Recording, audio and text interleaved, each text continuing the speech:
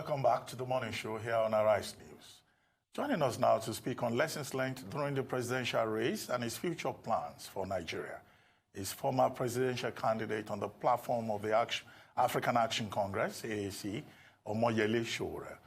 Sowore, welcome to the morning show. Thank you so much for bringing me back. Again, for a man who ran a presidential race, yes, you look relaxed. Yes. What was your experience like, and what are your next steps? It was a great experience, and it's something that we have to make into several formats. Hopefully, we plan to do a documentary about our experience, and maybe we'll write a lot about it too, in all forms, because it's very important that we ran some of the best campaigns, and even as the elections were rounded off and they had to allocate votes, they gave us some of the best votes from the youth bloc, as we like to call it. So that shows clearly that, everybody came to the appreciation that we ran a fantastic campaign. So next plans is to really, really start talking to people, our generation, to take the bull by the horn, not to be complacent, not to be afraid, to understand that for this country to achieve the greatness that we all talk about, something drastic has to be done.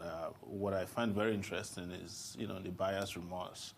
They haven't even sworn in the people who won the election, and everybody is regretting already. But we can't keep regretting for another 4 years. So we have to do something very critical about Nigeria. Otherwise, Nigeria is slipping away before our very eyes.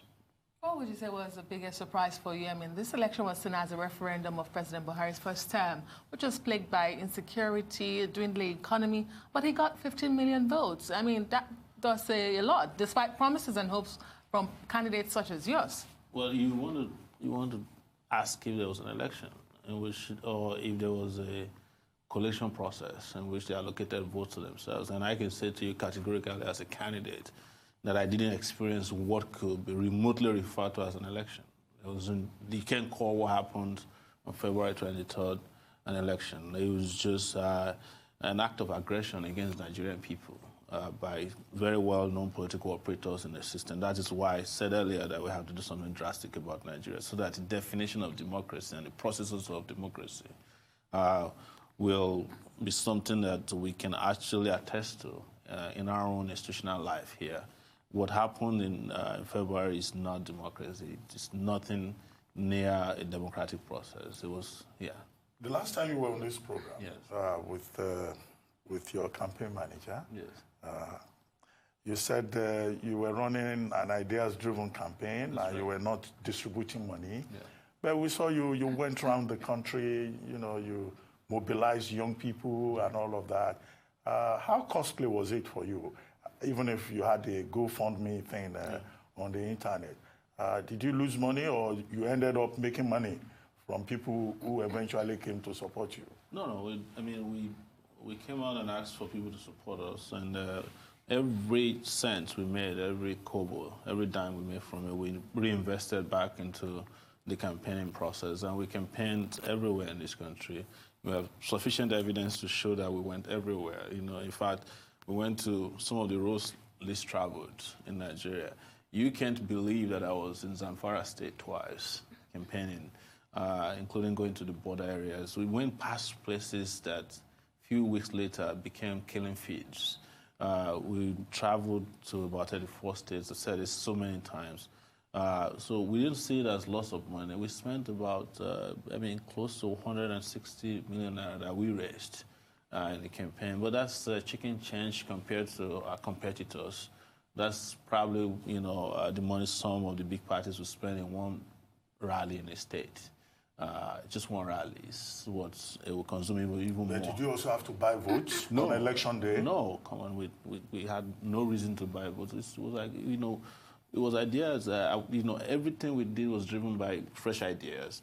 And you saw that after the election, some of the ideas are becoming global ideas. Yesterday, people were sending me stories from Uganda about, marijuana.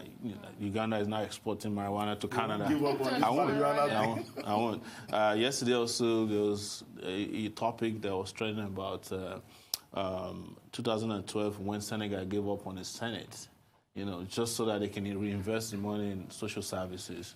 And those are so many of the ideas that drove our campaigning throughout that period that we're talking about. So people are starting to understand that, these ideas are not just ideas that we pull from the heart, because they were things that were fully discussed in town hall meetings and rallies across the country.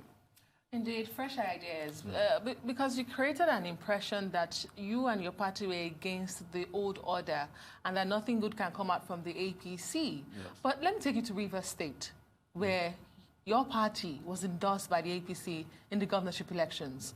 How did you come about that? No, we had no hand in it, and we made that very clear. The party leadership was not aware of the kind of rapport that existed between the candidate and the APC operators.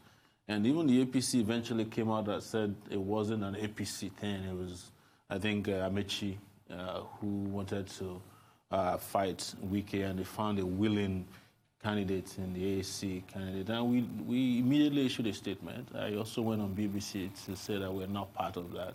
So that's not the kind of relationship we wanted.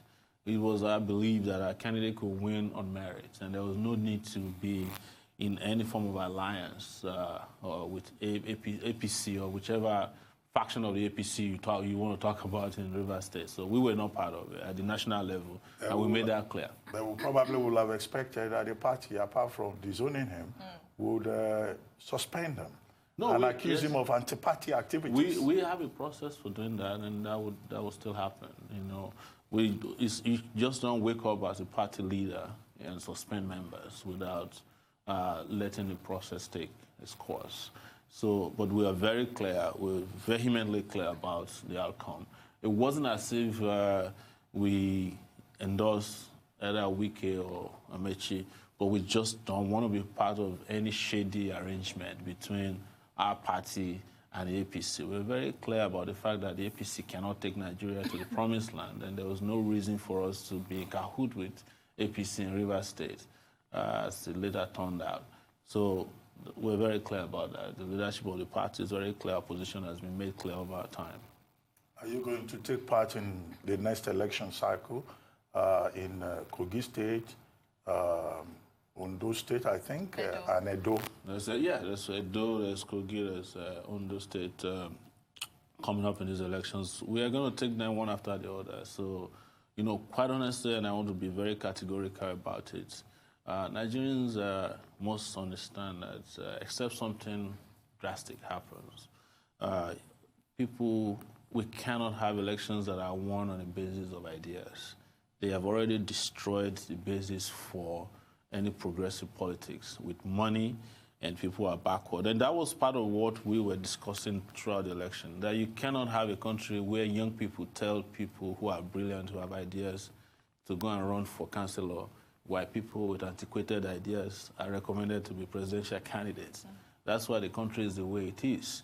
But we will look at them. But I want to say, except a revolution happens in this country, the same way they had in Sudan or probably Algeria, it's going to be difficult, to have free and fair elections. And I'm saying this so that we don't have any illusion, that somehow if there is not a battle of wits, that the democratic space will open up good enough for us to have a country where good people, great ideas can rule the country of Nigeria.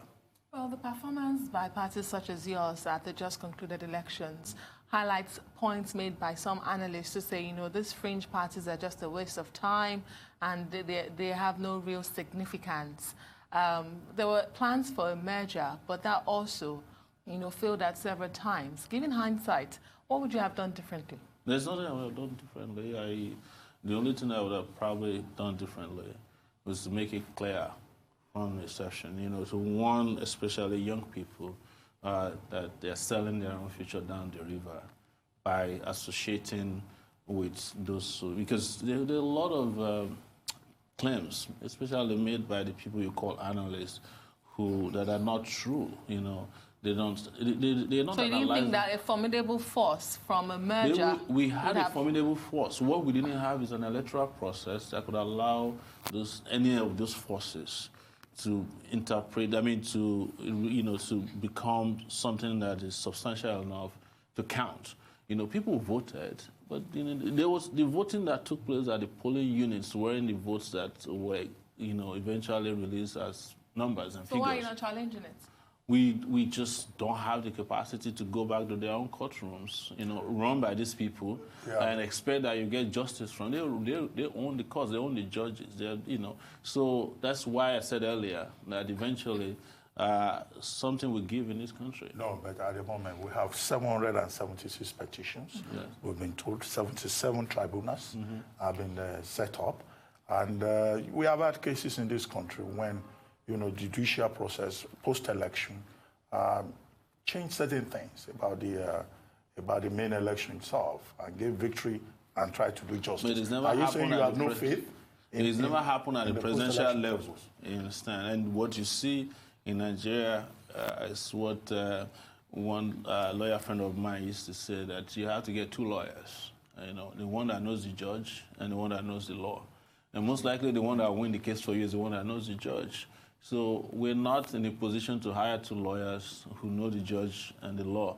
What will become law eventually will be justice in this country, and that justice cannot emerge from the process. I've covered election petition tribunals extensively over 12 years. I think I've covered 3 election circles, and I know what the tribunals will do at the end of the day. You can't even find, INEC. The tribunals are not even giving INEC the right kind of orders to provide paperwork for people who are challenging the elections. So the election tribunals are there to help judges make a lot of money, and they will make a lot of money from the election tribunals. We don't have that. You are questioning the integrity of the judicial system. No, there was Without you saying so, I assume you already have a view on the water or not getting case. Oh, no, look, I do, and I made it clear during the election. I was the first to cover Onoge when he was going to be Chief Justice of Nigeria through Sahara Reporters. We brought out information that he had money that he couldn't account for. But the EFCC down the street issued a statement against us saying that we lied. It was the same, documentation, the same information that was used to remove him when it was convenient to do so. So I do not have anything new to tell you about Onoge. Onoge's case is old story on Sahara Reporters. Like maybe 2 years before he was eventually used as a cannon for the scapegoat. But those who said, this was instigated ahead of the elections because of some funny business concerning the elections. And you've also talked about how this was not truly an election for you. Yeah. So you didn't think that there was anything wrong with the process and the outcome so far? You mean regarding Onoge? Yes. Oh, I said it on national TV that they're doing it now because it's convenient for them and they want to use it to muzzle the judiciary. But that cannot also remove the fact that the judiciary had, bastardized itself by allowing people with questionable integrity to run the judicial system. There's nothing more dangerous than a compromised judge, overseeing the process of justice anywhere in the world. Judges are supposed to, have the best standards, have the best character and integrity. The moment the judge is compromised, justice is in danger. Since we last met, there's been a lot of concern among Nigerians about the state of security in the country and the failure of government to deal with the issues of banditry and kidnapping and all of that, and also particularly police brutality. Yes. With Special Anti-Robbery Squad, Special Anti-Cult Squad. Now we have a police reform bill passed, sent to the president. Do you think when that bill becomes law, do you think it will change the face of the police? No. Before anything can change in the country, you have to have a president reform bill. You have to reform the president. You have to reform the presidency. Otherwise you are wasting your time.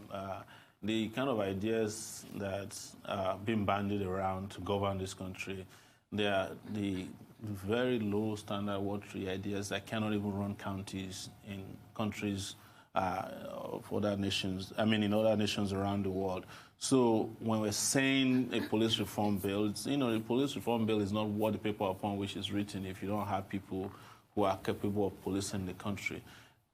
what I'm trying to say here is that I feel like Fela Kuti, when at the point he sang that song that if I sing, you say, what an old day, now old Timby. There is nothing about what is happening now that I have not talked about. I spoke in Taraba that in front of over 120 policemen, that the first thing I would do as president of Nigeria, if I had won the election, is to scrap SARS.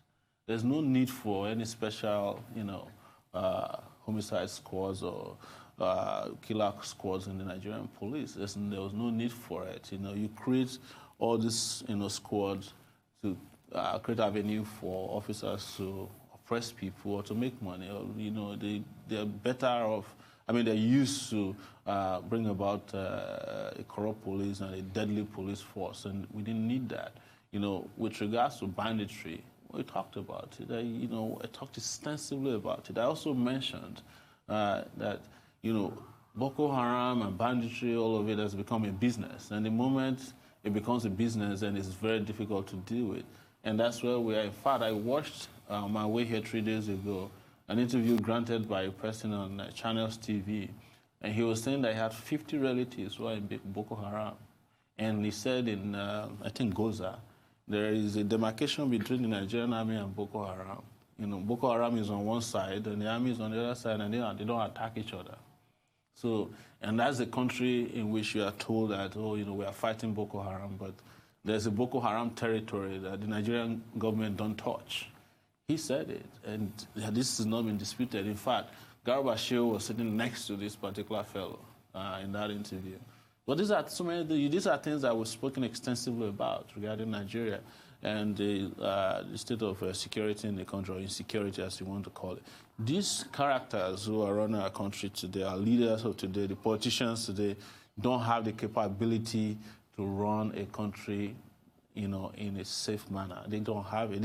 You give them another 20 years, they have nothing else to offer you. You're just wasting your time, or we're wasting our time. Well, will you run again? I'm constantly running. So, will you run for president? It's I would say that there's a lot of work that needs to be done. And I am not looking at the presidency of Nigeria from the point of what you wait for 4 years to run for. If we can get our country, if we can take our country back tomorrow, I will be happier than waiting for another 4 years. But if it takes 4 years to get it right, you definitely hear from me again. Well, thank you very much, Omoyele Sowore. And all the best with your next plans. Thank you. In politics. Thank you. Thank you very much.